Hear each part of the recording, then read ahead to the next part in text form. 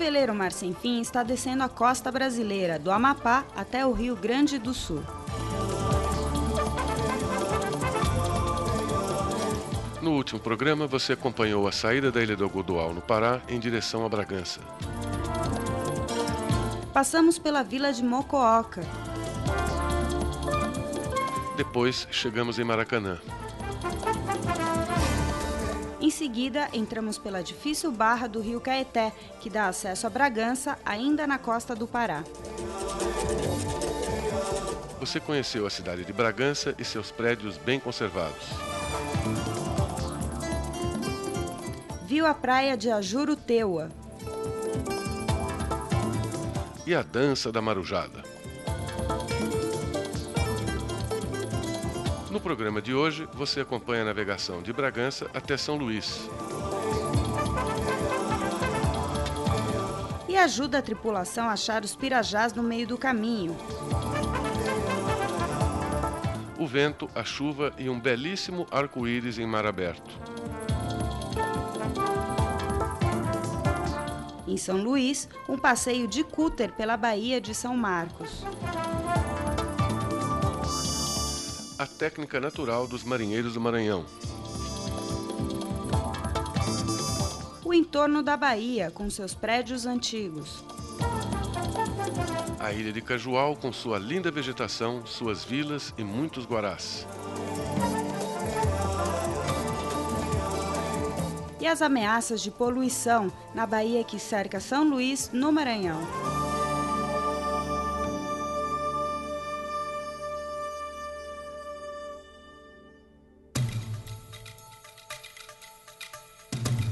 Antes de sairmos de Bragança, é preciso abastecer o Mar Sem Fim. Teríamos 200 milhas pela frente.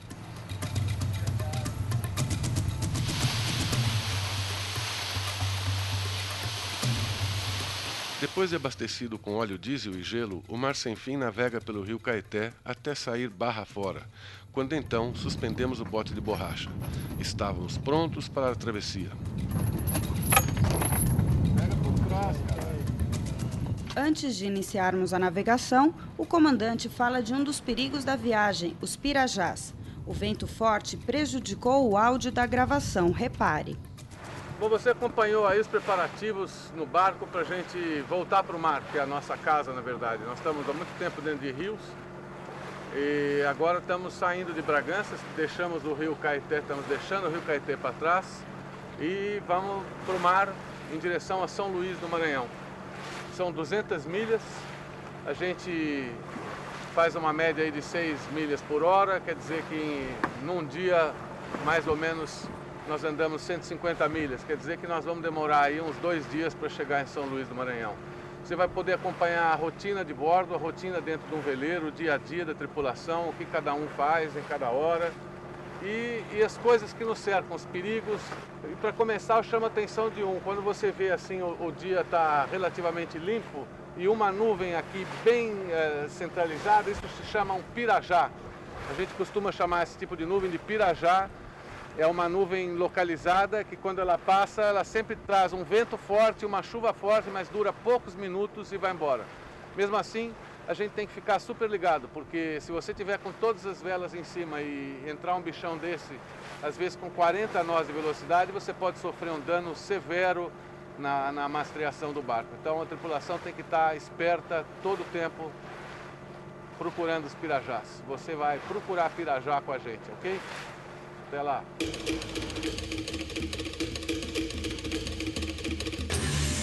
Já fora da barra, a tripulação levanta as velas do Mar Sem Fim. Nesta etapa, além de velejar, a água marrom dos rios dá lugar à tonalidade verde do mar. No primeiro dia, velejamos sem parar. De noite, sem o barulho do motor, o Mar Sem Fim continua seu caminho com as velas enfunadas pelo vento de 18 nós. E na manhã seguinte, somos brindados com um arco-íris perfeito, fruto da nuvem carregada de água e do sol batendo ao mesmo tempo. Durante a velejada, uma das atividades é a pesca.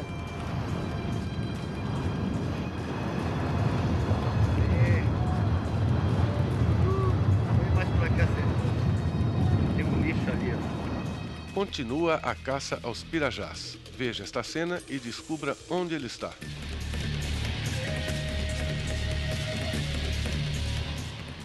Este pirajá vai trazer chuva.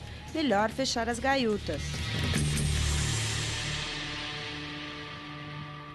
Na época dos descobrimentos, o rio Amazonas era conhecido como Maranon.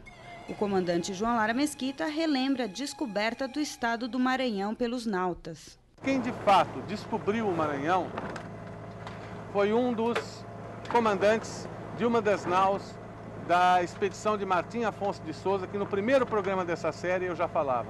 Martim Afonso veio numa expedição em 1530, com o irmão dele, o Pero Lopes de Souza, comandando outra das naus.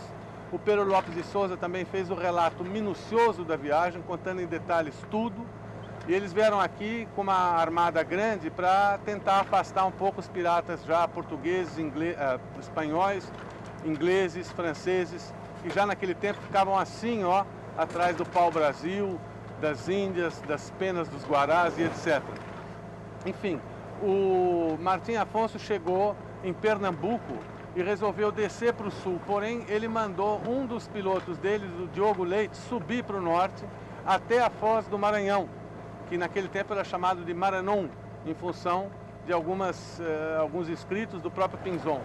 Então dizia Martim Afonso para o Diogo Leite, para que subisse e fosse descobrir o rio Maranon, pois que era del rei nosso Sor e dentro da sua demarcagem. Ou seja, o rio Maranhão, o rio Amazonas, que naquela época chamava Maranon, já se sabia que estava dentro das terras portuguesas pelo Tratado de Tordesilhas. Então, o Martim Afonso, em Pernambuco, mandou o Diogo Leite subir. E o Diogo subiu, de fato, descobriu o Maranhão e foi até o Cabo Gurupi. Mas as navegações do século XVI cobravam um grande preço pelo arrojo dos marinheiros de então. O fato é que a capitania do Maranhão foi dada para o cronista João de Barros, que era um personagem muito importante, cronista do rei Dom João III.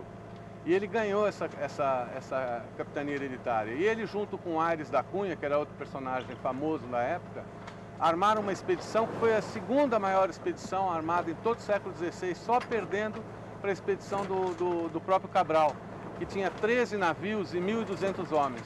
A do João de Barros e Aires da Cunha tinha 10 navios e 900 homens. Houve um naufrágio horrível, praticamente 80% das naus foram ao fundo. O próprio Aires da Cunha morreu, 5% em suma, 5% das pessoas, os 900 que saíram de Portugal, conseguiram chegar no Maranhão. Este naufrágio faz lembrar mais um poema de Fernando Pessoa, que se inspirou nas grandes navegações portuguesas. Eu comecei esse programa citando para vocês uma poesia do Fernando Pessoa, que escreveu diversos poemas exaltando esse grande período da história da humanidade, não só da história de Portugal ou do Brasil, mas da história da humanidade. E um deles fala dessas mortes terríveis, e o poema diz assim: ó mar salgado, quanto de teu sal são lágrimas de Portugal. Por te cruzares, quantas mães choraram, quantos filhos em vão rezaram, quantas noivas ficaram se casar, para que fosses nosso, ó mar. Finalmente chegamos em São Luís do Maranhão.